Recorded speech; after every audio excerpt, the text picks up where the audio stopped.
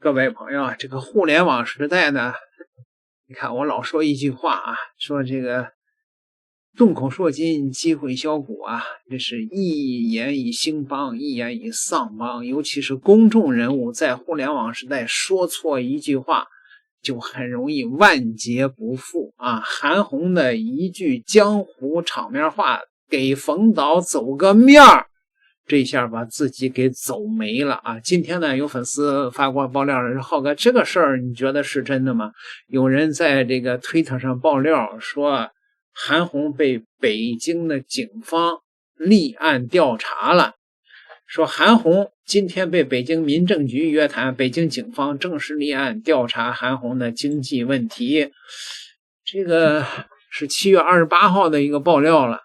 啊，那这个事儿到底是真的是假的呢？现在推特上呢，现在都在传，这个面走大了，北京警方正式立案调查韩红的经济问题。我看了一下呢，传这个的账号呢，是有反贼们的账号啊，也有吃瓜群众们的账号。那这个事儿是真的是假的呢？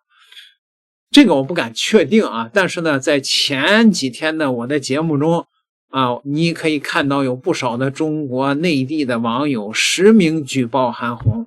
按照中国的规矩的话，有实名举报必须要约谈，必须要调查，所以韩红被调查呢是肯定的。那至于是不是北京警方调查他的经济问题，我觉得中国的网友提出了很多灵魂的疑问，韩红这些问题怎么解释呢？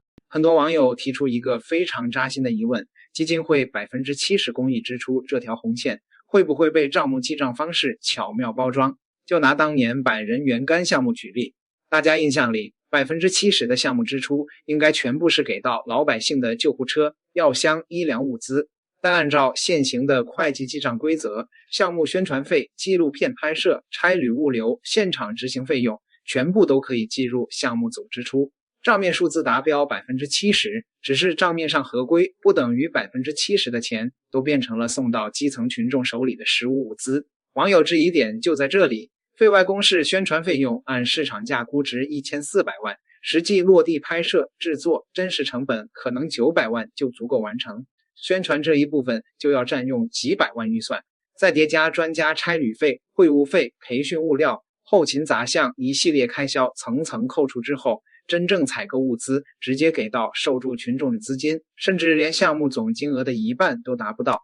并不是说这么记账直接违法，这套记账方式完全符合财务核算要求，但这里就出现了普通捐赠人认知上巨大的落差。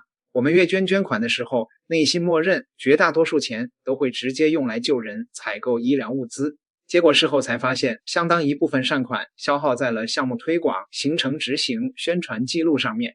合规不等于合理，达标不等于透明。老百姓拿出善意捐款，想要看到的不只是一张审计合格的报表，更希望每一笔大额宣传执行费用单独列明明细，清清楚楚告诉大家每一笔钱具体花在了哪里。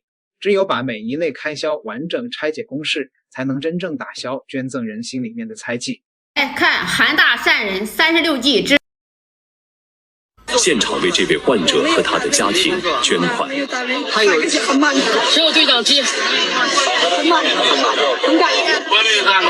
老白过滤。我实在看不下去了，我们全队现在现场发起一个募捐。他们不羞不相脸的，真是。是这样，你看看这些好情人。谢谢更谢谢我们了，好，谢谢擦一下，弟兄们给我捐！令人感动的是，地震现场的许多志愿者、车手、医疗专家、媒体工作人员都参与了捐款。很多现场服务的志愿者们把当时身上能找到的钱都捐了出来。不要再跟大家要。看过程把我感动的泪流满面。就当事人这句话说，不要再跟大家要了，我笑死，真的啊！弟兄们给我捐，我自己一毛不出，名和利都落我头上了。我要是当年跟他一起工作，我都不敢带现金，动不动就让我捐，我还以为是他自己要捐给人家的，没想到是他妈害大家去。人家当事人都说了，不要再跟大家要了，你就该说不说，这摄影师挺多的是吧？搁他心里边就是自掏腰包，这活他干不了，就是现场捐款也是别人的，就好人都让他做了，人家捐了款，最后还得感谢他。别人越捐越穷，他是越捐越富，好一个慷他人之慨呀！就是用了他的名，他倒是镀得满身金光，他真的是常年劳累，身体都累肿了。有人说那是以前的视频，是那个视频，那个时候还在是打窝子的阶段，就今天你才能看见这个天才200万撬动了8个亿的故事。还有那个伊丽静采访他说他做公益，坐火车，是他做公益是坐火车去的，好久没坐火车了，你看这不对上了吗？可见呀，眼泪是这个世上最不值钱的东西。再一个，我觉得呀，聚光灯下的演员最恶的最高境界就是让受害者对他感恩戴德。记得点赞关注哦。韩大善人36计之连环计。钱嘛，让领导弄了300万，到出发前多长时间内解决的？不到1个月吧。据我了解，你每年都面临着这样的问题。那没办法，会的。这问题不是常态吗？如果到临了那一天还解决不了，还是没有人赞助怎么办？我自己出钱，规模可以小一点，能做多大事做多大事。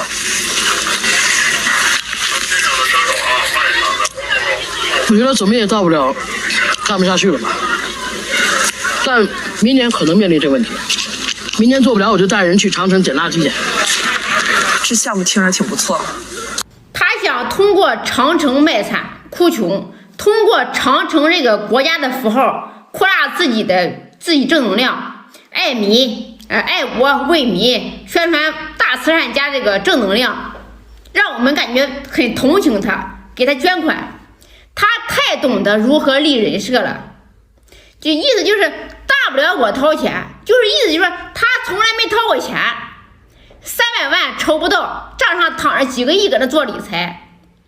你们呀，全身呀都是民脂民膏，你说你吃不上饭，你还能这么强壮？你就说人家体格子吧，天生抽雪茄喝茅台的料。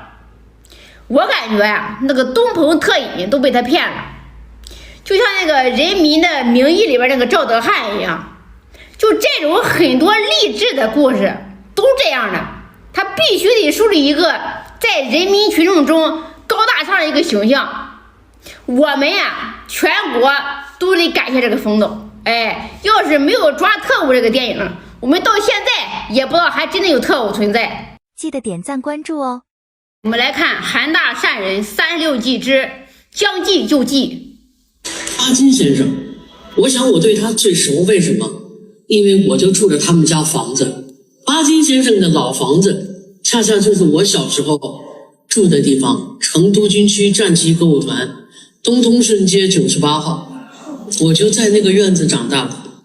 那巴金老宅拆除后，原地修建了歌舞团家属宿舍楼，你住的是旧址上新盖的单位宿舍楼行吗？你呀，专门找有名的人往自己身上贴金。你说你是搁大学这套打法挺厉害啊，挺高啊。我觉得你应该是看着巴金长大的，你小时候还抱过他，你忘了吗？曹操小时候跟你是同桌，你跟那个川普啊能聊一起去。听你的故事啊，就跟那个蒲松龄讲那个聊斋一样，那千奇百怪，光怪陆离的。按你这个理解，就是你跟恐龙也认识，他住的地方你也住过，你跟希特勒在一个学校上过学，二战时候是你让扔的原子弹，对吧？女娲跟你是好姐妹，你俩经常一起搁那喝茶。当初这天还是你出的主意让他就不平的。当年诸葛亮回来斩马谡的时候，你从哈佛开 F1 赛车把人马谡给带走的，上车给他点了一根高希霸，说别怕，我老大是臧天朔。就是你们发现没有，就是不管是明星还是什么大腕儿，哎，还是什么什么玩意儿领导什么的，是吧？瞎话谎话张嘴就来。完有的人说啊，你别太较真，人家这么一说，哎，对，人家是这么一说，但是人家也就这么一谈，哎，你要愿意傻叉的话，你别带着别人说为什么墙倒众人推呀？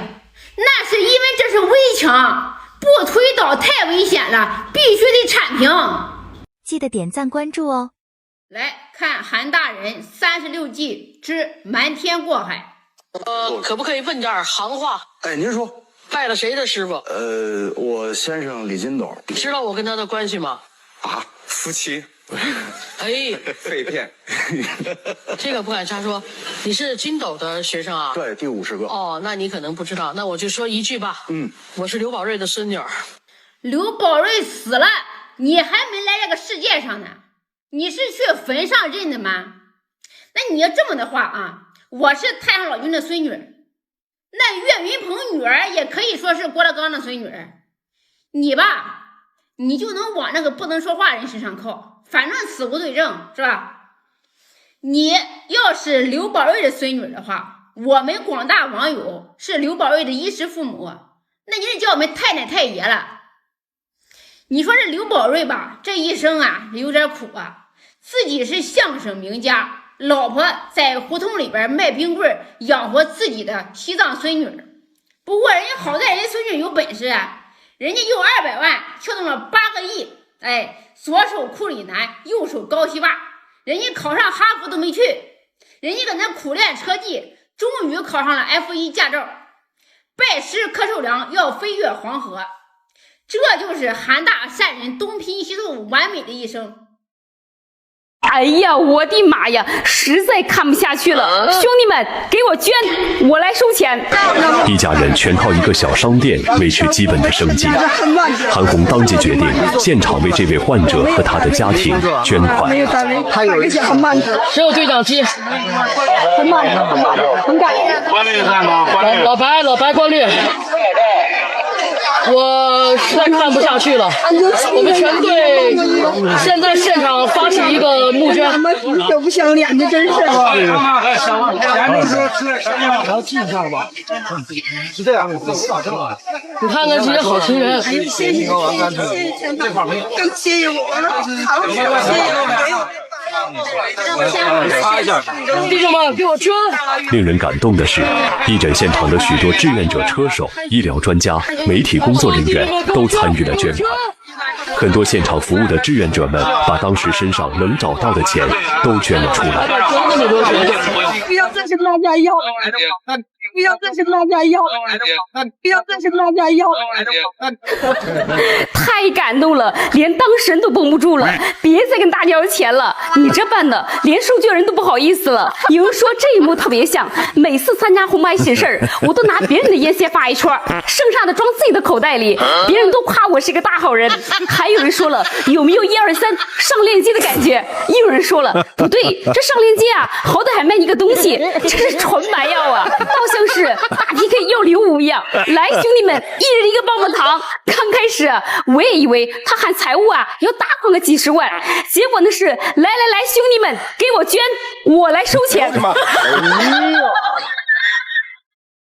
这个中国美女编排的这个韩式慈善的36计，虽然啊是有这种喜剧的嘲讽的这种因素在里面，但是呢它背后藏着的那些广大的朴素的这些老百姓网友的疑问，韩红如果解释不了的话，恐怕他很难啊能够通过这一次的调查吧。各位你们怎么看呢？点个订阅，下期再聊。